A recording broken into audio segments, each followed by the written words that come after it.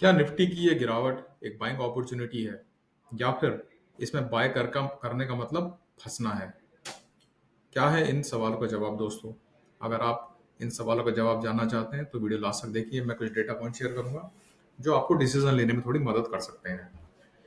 दोस्तों देखिए, आज हुआ क्या है। आज कल की बहुत ही लो वॉल्यूम के बाद निफ्टी ने आज एक अच्छी वॉल्यूम के साथ एक रेड कैंडल बनाई, जो कि बहुत ही नेगेटिव प्राइस एक्शन है।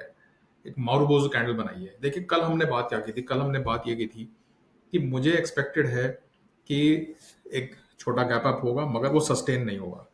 इनफैक्ट ये मैंने कल रात को डेटा पढ़कर वीडियो बनाया था, और आज मॉर्निंग में जब गैप अप हो रहा था तो सब एनालिस्ट की बात यही थी कि गैप अप के बाद भी हमें बाय करना चाहिए।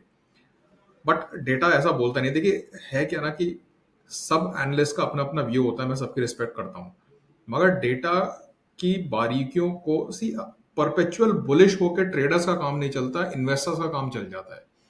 तो अगर आप ट्रेडिंग कर रहे हैं तो परपेचुअल बुल होके काम नहीं। जो डेटा बोल रहा है उसमें अपने पर्सनल बायसेस को हटाकर और तब बात करिए, और नॉइस को कट करना बहुत जरूरी है।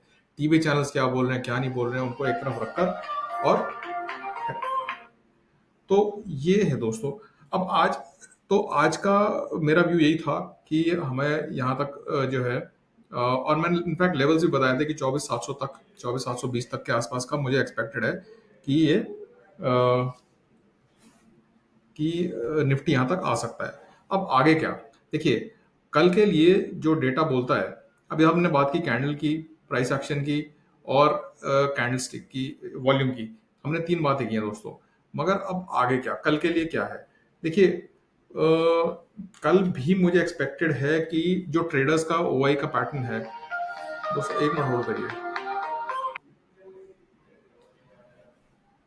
तो ट्रेडर्स ओआई का पैटर्न ये बताता है दोस्तों कि कल ट्रेडर्स एक्सपेक्ट कर रहे हैं कि निफ्टी की जो ओपनिंग है, जो शुरुआती ट्रेड है, वो पॉजिटिव रहेगा। वो सेंटीमेंट पॉजिटिव दिख रहा है, मगर मुझे नहीं लगता कि कल का भी जो है वो सस्टेनेबल होगा। कल का भी ओपनिंग के बाद निफ्टी मुझे नीचे आता हुआ ही दिख रहा है दोस्तों। ये जो डॉटेड लाइन है, ये हमारी लक्ष्मण की लकीर है, रेखा है।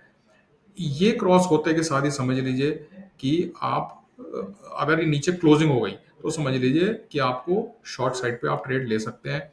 अगर ये सस्टेन होती है तो जब निफ्टी बिल्कुल इसको टच करे, 24,573, 24,500, हाँ 70 के आसपास, जब बिल्कुल जब इसके नजदीक है तो एक रिस्क रिवॉर्ड बहुत ही फेवरेबल होगा। इसको स्टॉप लॉस लेकर आप लॉन्ग साइड का ट्रेड बना सकते हैं, मगर बहुत स्ट्रिक्ट स्टॉप लॉस रखिएगा। और अगर क्लोजिंग बेसिस पे इसके नीचे निकल जाती है तो आप अपनी पोजीशन से एग्जिट भी कर लीजिएगा। तो ये था दोस्तों बहुत ही सिंपल तरीके से जो मैंने आपको बताया। अगर हम ईएमए की बात करें, हमारी मूविंग एवरेजेस, तो हम इस वक्त 10 डे मूविंग एवरेज के आसपास जो है हम लोग वहाँ पर निफ्टी ने सपोर्ट लिया है। तो ये सपोर्ट रहेगा थोड़ा सा, और 24,800 जो है वो अब एक थोड़ा सा रेजिस्टेंस की तरह भी काम कर सकता है। तो हो सकता है हम कल 24,800 के आसपास खुले और फिर वहां से नीचे आए। तो ये भी बात हो सकती है, देखते हैं कल क्या होता है। अब हम जो थोड़ा सा टेक्निकल्स को समझते हैं, मैं उन दोस्तों के लिए बात करता हूँ कि ओआई किस तरह का मूवमेंट रहा, आज कैसा रहा। तो देखिए, निफ्टी ने आज बहुत जबरदस्त 25,000 पर एक दीवार खड़ी कर दी है। पहली दीवार बनी हुई थी और दीवार खड़ी कर दी है। और अगर आप देखें तो 24,900 पर, 24,800 पर, इनफैक्ट 24,700 पर भी अच्छी कॉल राइटर्स, हमारे अच्छे कॉल राइटिंग हुई है। करीब करीब 15.25 करोड़ की कॉल्स रिटर्न है, और करीब 8.3 करोड़ की पुट रिटर्न है।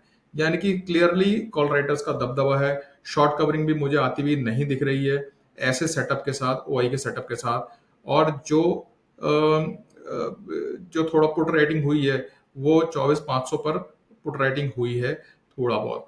तो देखिए, वही मेरा भी ये कहना है कि 24,500 हो सकता है इंट्राडे में कल हम 24,500 तक की डिप ले लें, 24,450 तक की डिप ले लें, मगर क्लोज जो है वो बहुत इंपॉर्टेंट है। क्लोज इस डॉटेड लाइन के ऊपर ही होना चाहिए अगर हमें निफ्टी को अगर दोबारा ऊपर जाते हुए देखना है तो। और अगर तब ऊपर निकला तो बहुत अच्छा ऊपर जाएगा, या फिर अगर नीचे निकला तो फिर हमें प्रॉब्लम बहुत होगी, क्योंकि नीचे साइड पे कोई बहुत अच्छा सपोर्ट हमें नहीं मिल रहा है। तो दोस्तों ये सारे लेवल्स थे, और ये प्राइस एक्शन और ये चार्ट का मैंने आपको सेटअप बताया, समझाया है। आप इन सब चीज़ों को ध्यान में रखते हुए ही ट्रेड करें और अपनी कैपिटल बचा के ट्रेड करें। विक्स बढ़ा है फिर से, इंडिया विक्स, पीसीआर नेगेटिव है इस वक्त, 0.46 के आसपास है। तो अभी ओवरसोल्ड मार्केट अभी भी नहीं है, तो और नीचे आने का स्कोप है। जब मुझे लगता है कि इंट्राडे में कल जो है डॉटेड लाइन को ये ब्रेक करेगा प्राइस एक्शन, और फिर उसके बाद क्लोजिंग जो है ऊपर होनी चाहिए, ये मुझे लगता है। लेट्स सी कल क्या होता है दोस्तों। बाकी आपको मेरा एनालिसिस अच्छा लगा तो लाइक करिए, शेयर करिए, सब्सक्राइब करिए। Thanks for watching my video दोस्तों। My name is Abhishek Mittal.